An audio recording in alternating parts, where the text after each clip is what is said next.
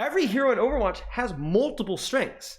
And depending on the situation, you need to adjust how you play. That generally, it's more, I would not necessarily say change your full team comp to deal with a pharmacy. But what is required is adjusting your playstyle. Lucio, Moira.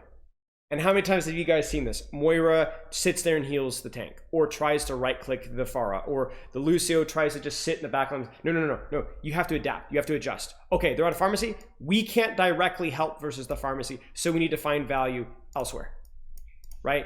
And I think that's where people struggle with, is they don't know how to adjust playstyle. It's not just about adjusting playstyle, but so many people have like a total myopic view of their hero. You know, they only think that this hero does this, and they don't think about this hero also does this. Like Moira, for example. How many low-rank Moiras only DPS? How many low-rank Moiras only heal tank?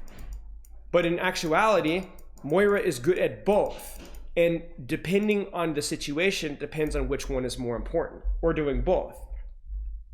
Lucio, better to peel, better to dive. It depends. Ana, better to snipe, better to get in there and get your hands dirty.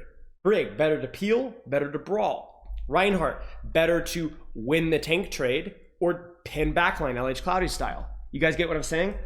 And the problem is that every hero in Overwatch 2, for the most part, has a lot of those dynamics.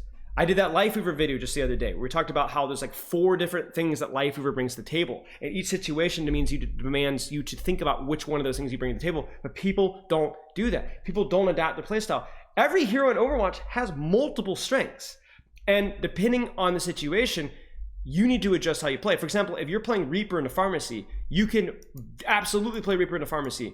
You know how you play Reaper versus pharmacy? You avoid the pharmacy and you get value elsewhere. In fact, it can be good on certain maps because the Reaper is somebody that can punish the lack of a second support and the lack of a second hit scan really hard.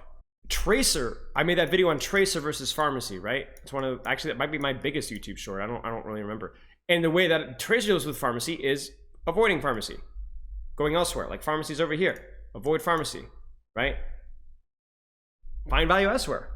And that's why a lot of these Overwatch 2 heroes like Sojourn and Kiriko, like even Reinhardt's a little bit of his rework, or I'm trying to think what else. Sombra, right? Sombra's a big one. Ana. A lot of these heroes have a lot of nuance how they can play. They're very flexible.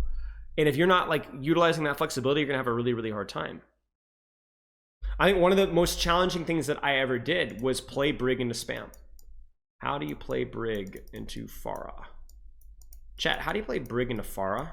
You literally have to flank, because what are the Brig's strengths? Well, peel and brawl. Like, she's pretty good in squishy 1v1. She's not amazing, but she's pretty good. Like, she can kind of choose her engagement. She goes in, she starts to lose, she can bash out or just shield out. So what I ended up learning is that whenever they go like Pharah Reinhardt, whenever I can, I try to take off angles and try to like actually contest the other support or the other DPS. Like, try to duel the other support DPS. Right. Now that one is a tough one, but again, if I had sat back there and tried to peel Pharah Rein, you know, I'm not going to do that. I'm just going to die. Right. Now, is Brig the most optimal choice in that composition? No, but it can work. It can work. It can work just fine. So I leverage her 1v1 capabilities because that is a strength of Brig. But doesn't your team call you a feeder if you do that? Yes, because that's a lack of understanding. And the question that you were having, was it you that asked it a second ago? I just missed that. I just got your question. You know, why do people not understand this? I don't know, guys. I don't know. I mean, to be fair, a lot of things come naturally to me because I've been studying this game for years. But this is why I try to make videos like this, so that hopefully more people can understand. The good thing is that if your team calls you a feeder, but you do it anyway, more often than not, even if your team thinks you're feeding, you're going to get more value. I think that was like the dive tank video I posted today. It's like, well, what do I do if my team like thinks I'm trolling because I'm playing a dive tank in bronze? Doesn't matter. It's still going to be the right play. Is it going to fail a couple of times because your team is going to personally sabotage you because they think you're doing the wrong thing? Yes. But more often than not, it's going to work. I had a coaching session the other day with a Widow player, and he was talking about how he's like, you know, I'm not swapping versus counters. You've convinced me I'm not swapping versus counters. I'm not swapping, right? I'm hard forcing it, but I'm struggling. And my first question was, are you adjusting? And he goes, well, you know, and sure enough, we take a look at the review, and the guy's aim was actually pretty good.